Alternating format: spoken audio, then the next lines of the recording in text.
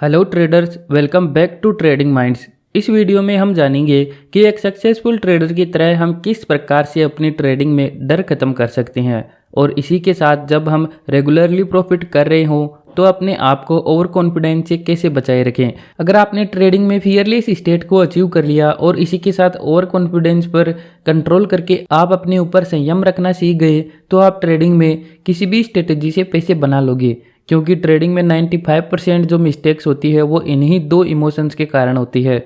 अगर इनको मास्टर कर लिया तो आप अपनी ट्रेडिंग साइकोलॉजी को मास्टर कर लोगे। सो फर्स्ट ऑफ ऑल बात करते हैं फियर की। ट्रेडिंग में हमें फियर होने का मेन रीज़न जो मैं समझता हूँ वो ये है कि हम गलत चीज़ों पर फोकस करते हैं। मार्केट में हम सभी लोगों का फोकस होता है कि कहीं मैं गलत ना प्रूव हो जाऊँ, कहीं मुझे लॉस ना हो जाए, या हमारा फोकस इस पर रहता है कि मुझे ट्रेडिंग में ज़्यादा पैसे बनाने के लिए मुझे मार्केट की ज़्यादा नॉलेज रखनी पड़ेगी। मैं प्राइस एक्शन भी सीख लेता हूँ, ऑप्शन चेन भी सीख लेता हूँ, सप्लाई एंड डिमांड भी सीख लेता हूँ, साथ ही में इंडिकेटर भी सीख लेता हूँ। लेकिन आपको ट्रेडिंग में सक्सेसफुल होना है और फियर को ख़त्म करना है तो अपना ज़्यादा फोकस विनिंग एटीट्यूड डेवलप करने पर लगाना पड़ेगा। इसको एक एग्जाम्पल से समझते हैं। ट्रेडिंग इन द जोन में मार्क डगलस बताते हैं कि जब एक नोविस ट्रेडर मार्केट में आता है तो उसका एटीट्यूड बिल्कुल एक विनर के जैसा एटीट्यूड की तरह ही होता है, बस उसे ये पता नहीं होता कि उसका ये एटीट्यूड विनर एटीट्यूड है।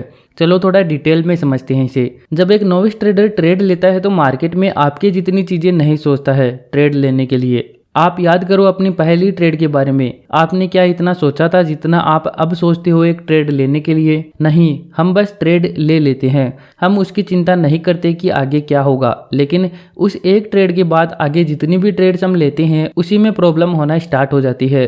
जैसे कि अगर हमारी वो पहली ट्रेड विनर हो जाती है तो हम अगली ट्रेड थोड़ा और ज़्यादा केयर फ्री होकर लेते हैं, हमारा थोड़ा कॉन्फिडेंस बढ़ जाता है। मुझे याद है जब मैंने अपनी पहली ऑप्शन ट्रेड ली थी 2020 में, तो पहले मैंने 5000 अपने अकाउंट में डाले हुए थे, उससे ट्रेड ली थी और उससे पहली ट्रेड में ही मुझे 1100 प्लस का प्रॉफिट हुआ था।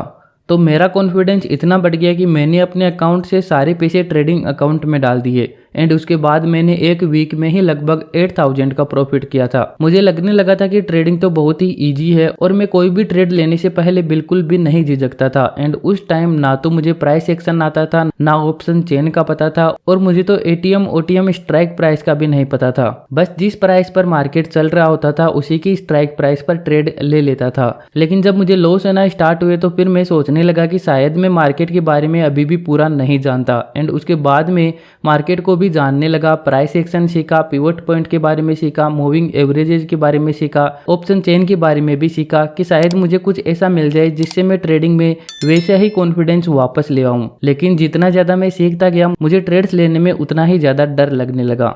एंड उसके बाद जब मैंने trading in the zone book को रीड किया, अपने बिलीव्स को चेंज करने की कोशिश की, तब थोड़ा थोड़ा कॉन्फिडेंस मुझे आने लगा और आज भी मैं यहाँ पे सीख ही रहा हूँ। आई एम श्योर आप में से भी बहुत से लोगों के साथ ऐसा हुआ होगा कि आपकी शुरुआती ट्रेड्स प्रॉफिटेबल रही होंगी और उस टाइम आपको मार्केट के बारे में भी इतना नॉलेज नहीं था, बट कॉन्फिडेंस फुल था और फियर भी नहीं था।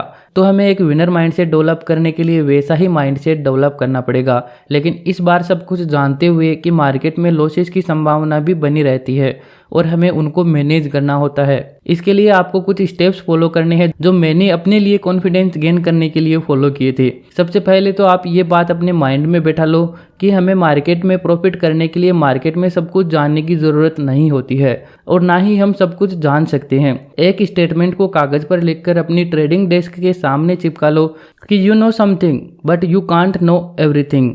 एंड इसे जब भी ट्रेडिंग करने के लिए बैठो तब ज़रूर से पढ़ो। आप एक स्ट्रेटेजी या सेटअप चूज कर लो जिससे आप ट्रेड लेने वाले हो एंड कुछ दिनों तक आपको केवल उस एक स्ट्रेटेजी से ही ट्रेड लेना है। इसके लिए आप प्राइस एक्शन को चूज कर सकते हो जो कि आई थिंक मार्केट में बेस्ट वर्क करता है।